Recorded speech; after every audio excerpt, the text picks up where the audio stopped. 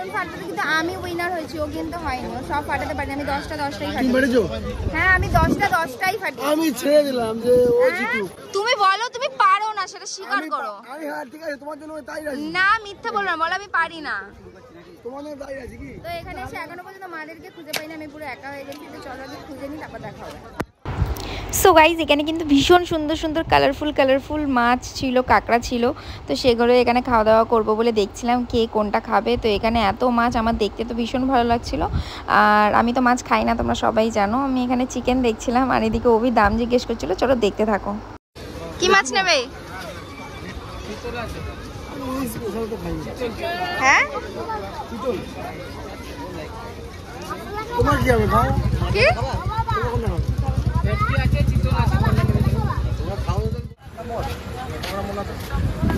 এটা কি মাছ ছিল? কি এটা কি মাছ ছিল দাদা? তুমি মাছ খাবে তো? এটা তুমি মাছ খাও? আরে আমি তোমাদের জন্য আমি মাছ না, তুমি যে মাছ জিজ্ঞেস করছো এটা কি মাছ, ওটা কি মাছ? বাবা নেবে বললো, তাই আমি জিজ্ঞেস করলাম এটা কি মাছ। খাবে? ভেটকি মাছ খাবে? আমি খাবো না। তো তুমি কি হবে? চিকেন? আমি তো চিকেন। অনেক সুন্দর সুন্দর কালারফুল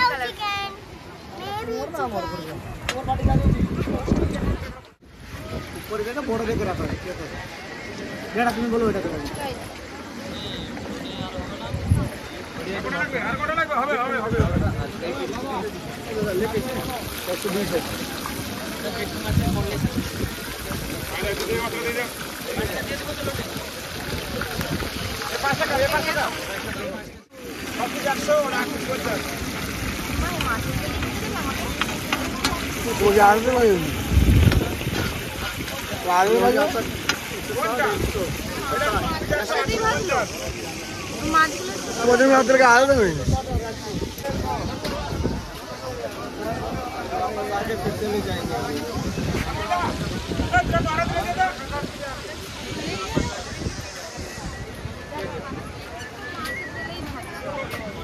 তোমার জন্য কি আলাদা তেল দেবে নাকি?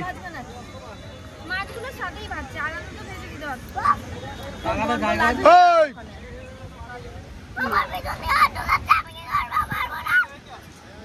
কেন ওর পিছনে লাগো বলেছি? মারতে হয়, দাদা হয় না? বলে দিতে দেখুন বন্ধুরা কি করছে আমার দাদু।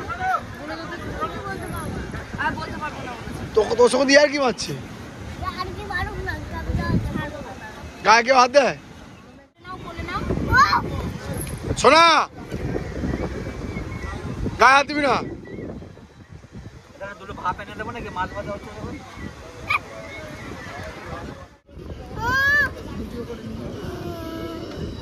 দিচ্ছে না, দেখতে পাচ্ছ বন্ধুরা? নেন স্যার আপনার জন্য এটা গরম দেখে পায় উপর দিয়ে করো। এটা কি ভেটকি ফ্রাই তাই তো? ভেটকি মাছ এটা? না, ওটা দাঁতনে মাছ। দাঁতনে ওই যে বলে ভেটকি মাছ খাই। খাও গরম তো। আস্তে আস্তে আস্তে আস্তে ও মুখটা কেমন খেতে শোনা? টেস্টি? ওই যে ক্যামেরা বলে টেস্টি।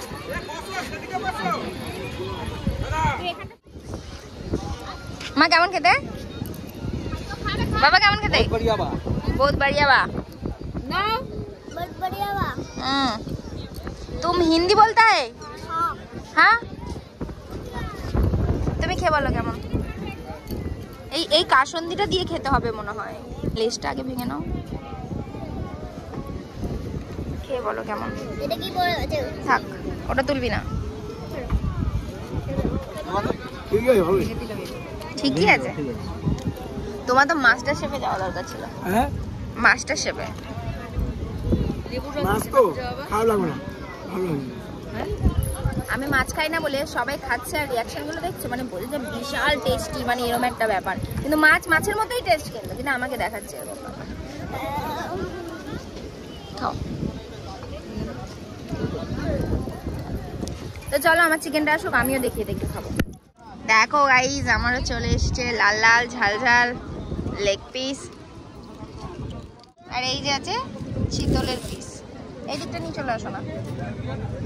হ্যাঁ বাবাও চলে আসবে, দিকটা চলে আসো। তো এখানে আছে আমার চিকেন ফ্রাই, এটা আছে ভেটকি, আর এদের তো মাছ খাওয়া অলরেডি শেষ। তো তো চলো এবার আমিও দেখিয়ে খাবো।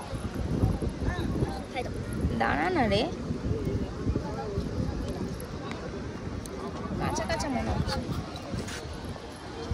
আর একটু হতো কাঁচা মাছ। বলো। চাট মশলা দিয়েছে ভালো। চিকেনই চাট মশলা দিয়েছে তো টেস্টি লাগছে। টেস্টটা কেমন? অন্য কিছু আছে? চিকেনই তো। তুই তো মাছগুলো খাচ্ছিলিস রে।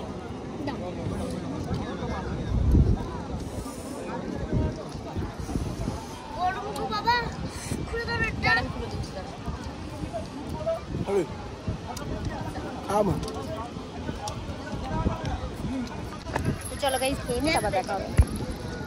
গাইস কি মাছ খাওয়ার চোট, আবার আমুদে মাছও নিয়ে চলে এসছে। মানে এরা কি যে মাছ খাকুরা, এই একজন, আর এইটা তো সব দিয়ে বড়, এই একজন। মানে এত মাছ খেতে পারে, মানে শুধু আমাকে দেখিয়ে দেখি এরা মাছ খেয়ে যাচ্ছে, আর আমি বেশি কিছু করবো না। এই দেখো,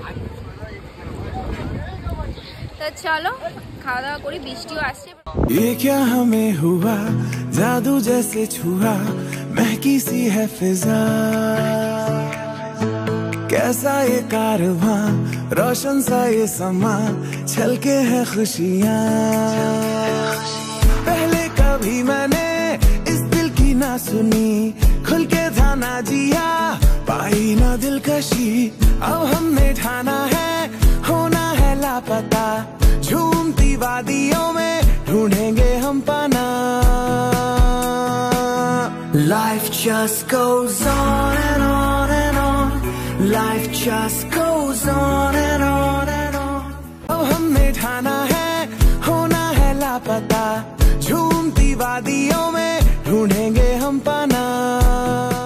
কেমন লাগলো? কেমন লাগলো? কেমন লাগলো? ভালো না? তা তুই তো বলে যা চলবি করে। ও হয়ে গেছে, হয়ে গেছে। নামো নামো মা।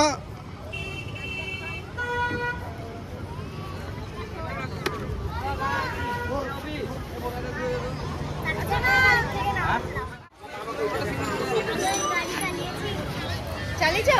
কেমন আনন্দ লাগলো? ওকে দেখাও। কেমন আনন্দ লাগলো? The next day.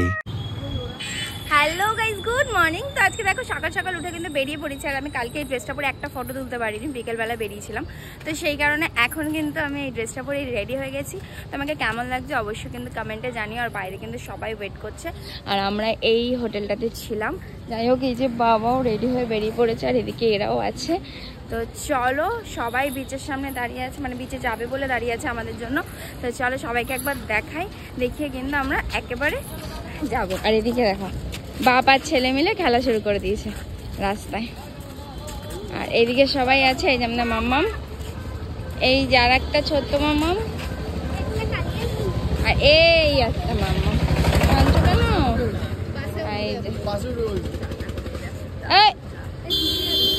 তো যাই হোক গাই, সবাইকে দেখে দিলাম। তো চলো একেবারে বিচে যাই, তারপর দেখা হবে।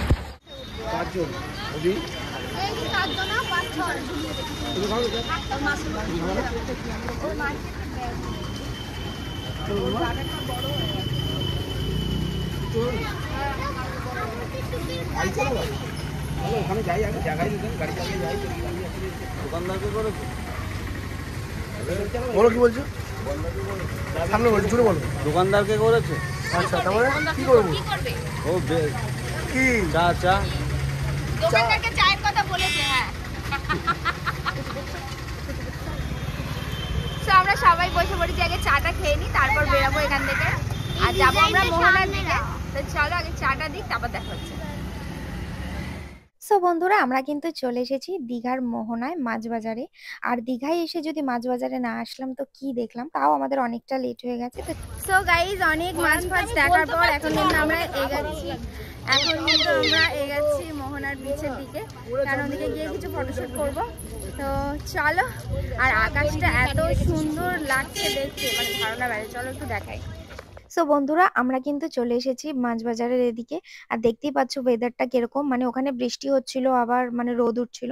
তাও আমরা অনেকটা বেলা হয়ে গেছিল আমাদের যেতে যেতে, তখন প্রায় মানে ওই 6:30 মতো বাজে, এরকম টাইমে আমরা পৌঁছেছি। তো এখানে সবাই কথা বলতে বলতে আমরা মোহনার মাছ বাজারের দিকে যাচ্ছিলাম।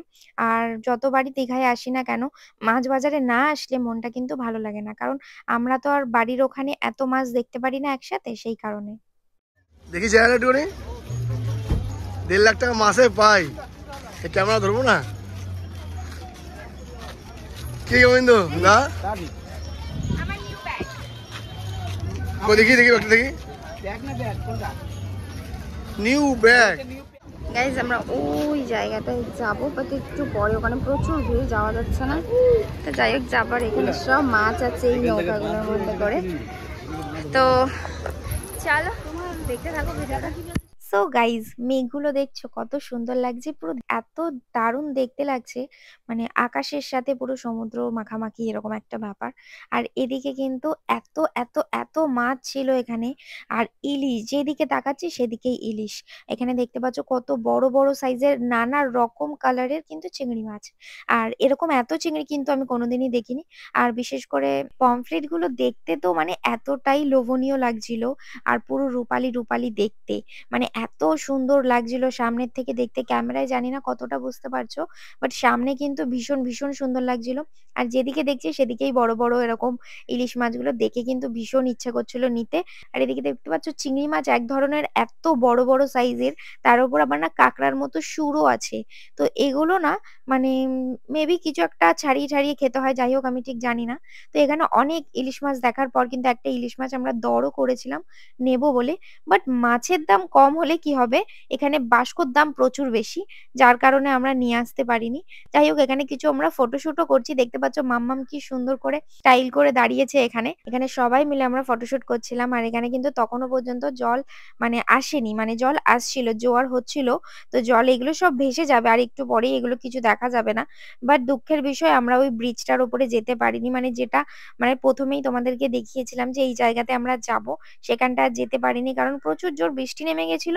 আর দ্বিতীয়ত সমুদ্র জল দিয়ে পুরো রাস্তাটাই কভার করে দিয়েছিল, সেই জন্য আর যেতে পারিনি। আর এই পেছনে যে নৌকাগুলো দেখতে পাচ্ছ, এগুলো তো কিন্তু বোঝাই করে মাছ আসছিল, যেহেতু এটা সামুদ্রিক এরিয়া আর সামুদ্রিক মাছ এখানে বিভিন্ন ধরনের পাওয়া যায়, প্রথমেই দেখালাম তোমাদের। তারপর কিন্তু আমাকে সবাই মিলে বললো একটু ফটোশুট করে দিতে, তো আমি এখানে সবাইকে ফটোশুট করে দিয়েছিলাম। আর কি কি করলাম চলো তোমরা দেখতে থাকো। এখানে একটু আমার মা বাবাকেও আমি ফটোশুট করে দিলাম, দেখতেই পাচ্ছ। তো যাই হোক এখানে আমার বাবা কিন্তু ইয়ার্কি মারছিল, সেটাও তোমাদের শোনা। ঠিক আছে, এটা কেন মোগাম দিয়ে করা যায়, দিদির সাথে কথা বলি। এই আর এখানে দেখতে পাচ্ছ আমার মাম্মাম কিন্তু প্রচুর ভয় পাচ্ছিল যতক্ষণ পর্যন্ত ওর মানা ছিল। ওর মানার সাথে গিয়েও কিন্তু স্যাটিসফাইড নয় যতক্ষণ ওর বাবাকে না পাচ্ছিল। যাই হোক এবার ওর বাবাকে পেয়েছে। আর এখানে কিন্তু মানে আমার মাকে আমি ক্যামেরাটা ধরি আর আমি ওদেরকে ফটোশুট করে দিচ্ছি। তারপর কিন্তু ও বলছে মাম্মাম তুমিও আসো তুমিও আসো, কিন্তু আমার উঠতে কিন্তু ভীষণ ভয় লাগছিল। তাও যাই হোক মানে যেভাবে হোক আমি এখানটাতে উঠেছি। উঠে না আমার আর সাহস হচ্ছে না মাম্মামের কাছে যাওয়ার, মানে এতটাই ভয় পাচ্ছিল। এদিকে অভি আমাকে বলছিল তুমি এখানে পা দাও এখানে পা দাও, কিন্তু জলের স্রোতটা আমি যে টাইমটায় ফটো তুলছিলাম এতটা বেশি হয়ে গেছে, তোমাদেরকে আগেই বলছিলাম যে এই জায়গাটা পুরো ভরে যাবে। দেখতে পাচ্ছ জল কত দূর এগিয়ে এসছে। লাস্টে অভি কি করলো, ওখান থেকে আমি যখন যেতে পারছি না ওই এগিয়ে এসেছে। যাই হোক তারপর মাম্মাম আমরা তিনজনে মিলে কিছু ফটোশুট করলাম এখানে, আর কিছু রিলসও বানিয়েছি। যারা যারা আমার রিলস গুলো এখনো পর্যন্ত দেখোনি অবশ্যই কিন্তু আমার ইনস্টাগ্রাম পেজে চলে যাও। ইনস্টাগ্রামের পেজটা আমি এখানে লিংক দিয়ে দেবো, তো তোমরা অবশ্যই সেই পেজে গিয়ে আমার ভিডিওগুলোকে দেখো, আর লাইক করো কমেন্ট করো, আর যদি ভালো লাগে শেয়ার করো, আর কিছু কিছু ফলো করো যদি তোমাদের ভালো লেগে থাকে। তারপর কিন্তু আমরা মাম্মামকে এখানে একটু ঘোড়ার পিঠে ওঠালাম, আর ও অনেক দিন ধরে বলছিল ঘোড়ার পিঠে উঠবো ঘোড়ার পিঠে উঠবো। যাই হোক এখন একটু বড় হয়েছে সবকিছুই বোঝে, তো যাই হোক বাবাকে দিয়ে ওকে মানে ঘোড়ার পিঠে আমি উঠিয়েছি। তো এইভাবেই কিন্তু আমি ভিডিওটাকে শেষ করছি। আর আজকের দিনেই কিন্তু আমরা বাড়ি চলে আসি, মানে ঘুরে টুরে আমরা গিয়ে খাওয়া দাওয়া করে বাড়িতে চলে এসেছি, তাই আর কোনো ক্লিপ নিইনি। তো আজকের এই ভিডিওটা তোমাদের কেমন লাগলো অবশ্যই কিন্তু কমেন্টে জানিও। যদি ভালো লেগে থাকে লাইক কমেন্ট শেয়ার করে দিও। দেখা হবে নেক্সট ভিডিওর সাথে, বাই।